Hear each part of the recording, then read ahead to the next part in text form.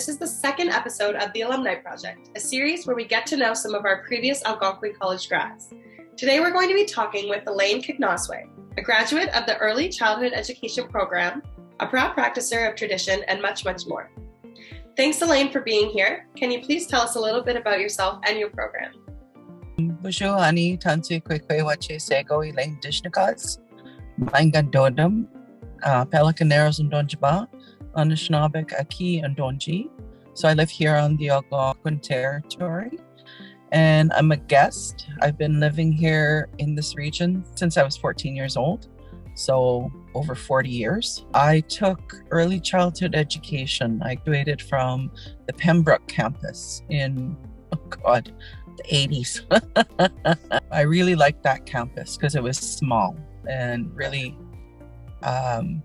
I was a really shy young lady back then. And we didn't talk about anxiety or anxiousness so much back then. And people that I took the course with were really welcoming. What are you currently working on?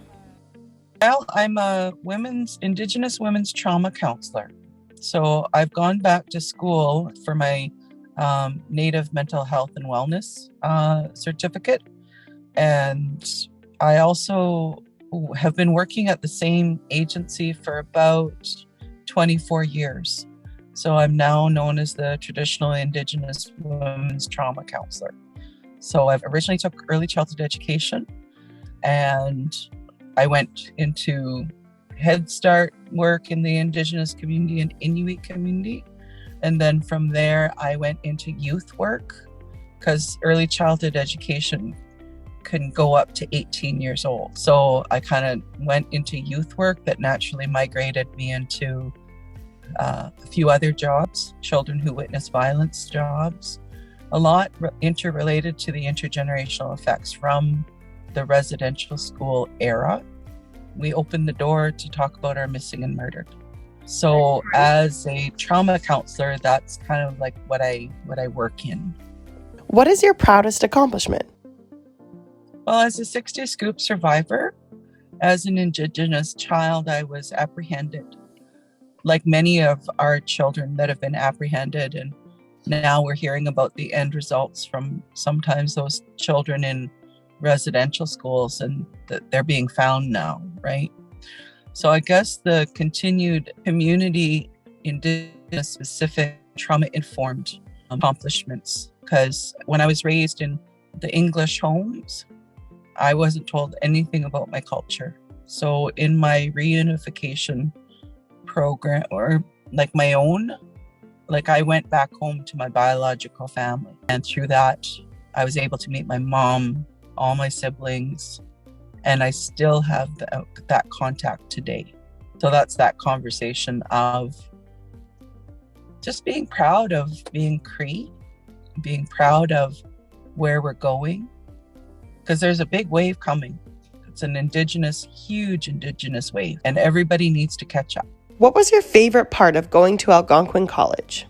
It was the kind, small, just feel that I belonged. You are welcomed here within, and this is your community. And I think fondly of that, making sure that everybody feels a sense of ownership. So I still feel a sense of ownership and gratefulness that I'm a part and was a part of Algonquin College.